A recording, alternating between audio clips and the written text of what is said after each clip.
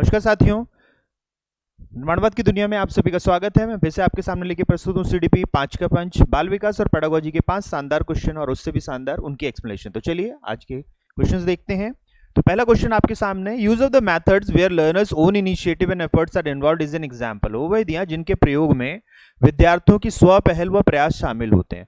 तो यहाँ पे हमें विद्यार्थियों की स्व पहल को देखना है और उनके खुद के प्रयास को देखना है, लर्नर्स के ओन इनिशिएटिव और एफर्ट्स को देखना है। तो यहाँ पर जब हम बात करें कि लर्नर अपने लगा रहे हैं इनिशिएटिव, तो इसी को हम कहते हैं लर्नर सेंटर्ड मेथड, इसी को कहते हैं अधिगमकर्ता केंद्रित विधि, जो कि यहाँ पे हमें आंसर देखने को मिल रहा है।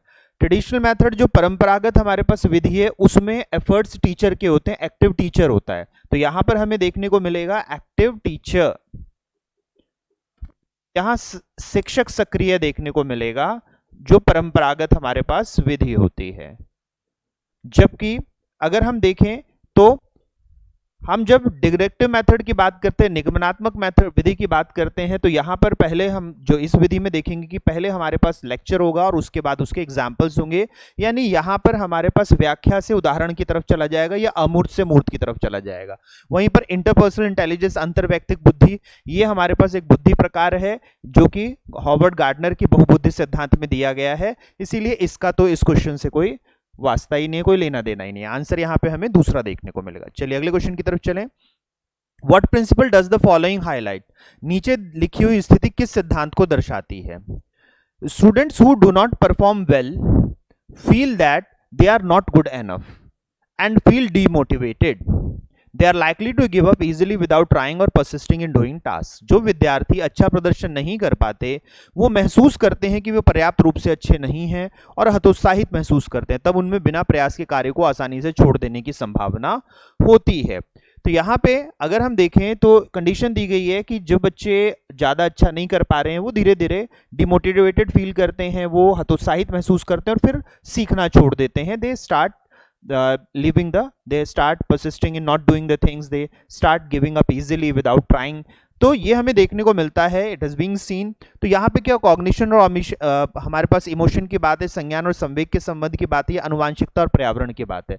तो यहाँ पे अनुवांशिकता और पर्यावरण तो हमें नहीं दिख रहा, क्योंकि यहाँ पे हतोत्साहित होना हमारा संवेग से संबंधित दिख रहा है, हतोत्साहित होना हमारा पास अनुवांशिकता या पर्यावरण से संबंधित नहीं दिख रहा। इसीलिए सेकंड और थर्ड तो हमारे पास नहीं होगा। अब यहाँ पर देखने को मिलता है कि क्या इमोशन से सीखना खत्म हुआ तो कॉग्निशन इफेक्ट हुआ। हाँ, बिल्कुल इफेक्ट होगा हमारे पास। If the emotions are negative then they will stop learning and it will reflect in the less development of the cognition. जैसे जैसे हतोत्साहित होंगे वैसे वैसे सीखना छोड़ देंगे और इससे संज्ञान हमेशा क्या होता है, कम होता है। तो इसीलिए हम कह सकते हैं कि cognition and emotions are not separable, संज्ञान और संवेग अलग नहीं है, यानी आंसर यहां चौथा होगा। चलिए अगले क्वेश्चन को देखें।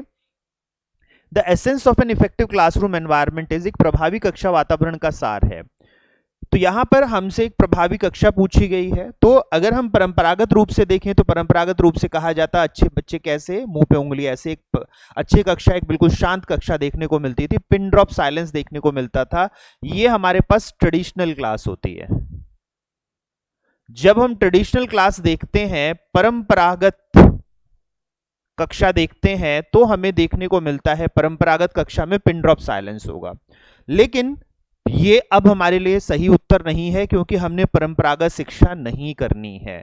हमने फिर क्या करना है, हमने अब नवाचारी शिक्षा करनी है, प्रोग्रेसिव एजुकेशन करना है, जिसमें जो चाइल्ड सेंटर्ड होगी। और चाइल्ड सेंटर्ड एजुकेशन में हमें स्टूडेंट टीचर इंटरेक्शन, जीवन साथ बातचीत देखने को मिलेगी, छात्र और शिक्षक की बातचीत देखने को मिलेगी, लगातार इंटरेक्शन देखने को मिलेगा, टीचर और स्टूडेंट का लगातार इंटरेक्शन देखने को मिलेगा, बच्चों और बच्चों का। तो अच्छी कक्षा कैसी, अच्छे बच्चे कैसे, जो खूब क्वेश्चन करते हैं, आप वो उन्हें हम अच्छा बच्चा कहते हैं और उन्हें हम अच्छी कक्षा कहते हैं। तो आंसर यहां तीसरा रहेगा। ध्यान रखिएगा, वैरायटी ऑफ टीचिंग एड्स दोनों में रहेंगे, ये बोथ के लिए। और स्ट्रिक्ट डिसिप्लिन या जिसे सख्त अनुशासन कहते हैं, ये भी ट्रेडिशनल है, ये भी परंपरागत है। अब हम स्व अनुशासन की तरफ चलते हैं। अब हम सख्त अनुशासन की जगह स्व अधिगम का अनुशासन, अपने लर्निंग के ऊपर मॉनिटरिंग करने वाला बच्चा चाहिए होता है हमें, जो अपने निगरानी कर सके अपने अधिगम के ऊपर। तो उत्तर यहां पे तीसरा रहेगा। Who postulate the theory of multiple intelligence, निम्न में से किसने एकाधिक बुद्धिमत्ता के सिद्धांत का प्रतिपादन किया। तो यहां पर अगर हम देखें बहुबुद्धि सिद्धांत भी इसको हम कहते हैं, मल्टीपल इंटेलिजेंस को, या एकाधिक बुद्धि सिद्धांत भी कहते हैं, और ये दिया गया है किसके द्वारा, हॉवर्ड गार्डनर के द्वारा। ये गार्डनर का सिद्धांत है। वहीं पर अगर हम देखें वॉटसन ने हमारे पास कोई थ्योरी नहीं दी, जेनसन ने हमारे पास फिर से 2 फैक्टर थ्योरी दी है। जेनसन का भी 2 फैक्टर थ्योरी हमें देखने को मिलता है। जेनसन हो गए, हैब हो गए, और फिर उसके ऊपर वर्नर ने 3 फैक्टर दिए हमें, ए बी और सी की दिया, जो जेनेटिक्स और उसके ऊपर बात है। और थॉर्नडाइक ने हमारे पास टाइप थ्योरी दी, 3 टाइप्स ऑफ इंटेलिजेंस दिया इन्होंने थ्योरी। यहां पे इन्होंने 2 कारक जो कि हमारे पास हेरिडिटी और एनवायरनमेंट के ऊपर है, 2 फैक्टर इन्होंने दिए, हेरिडिटी एंड एनवायरनमेंट।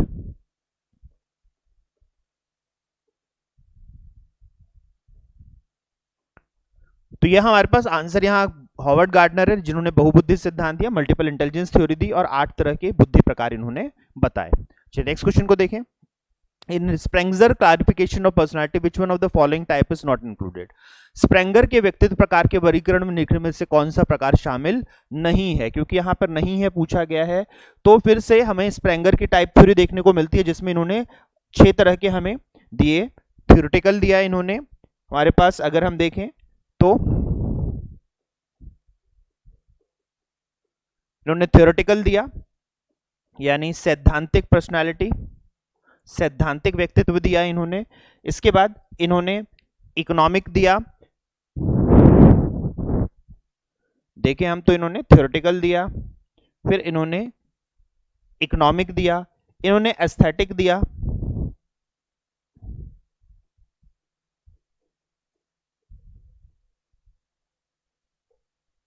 इन्होंने एस्थेटिक दिया, फिर हमें इनमें सोशल, पॉलिटिकल और रिलीजियस देखने को मिलता है। तो पॉलिटिकल है, रिलीजियस है और सोशल है।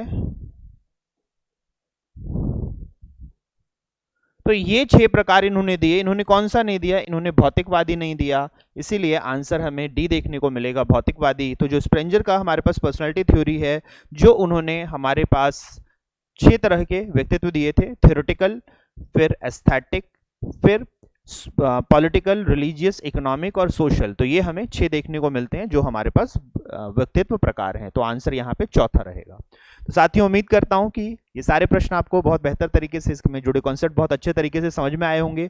इसी तरह के और वीडियो लेके मैं आपके सामने प्रस्तुत होता रहूँगा। आपने इसमें बहुत सारी चीज़ें नई सीखी होंगी और बहुत सारी पुरानी चीज़ों को रिवाइज किया होगा। अगले वीडियो में फिर मिलेंगे साथियों, नमस्कार।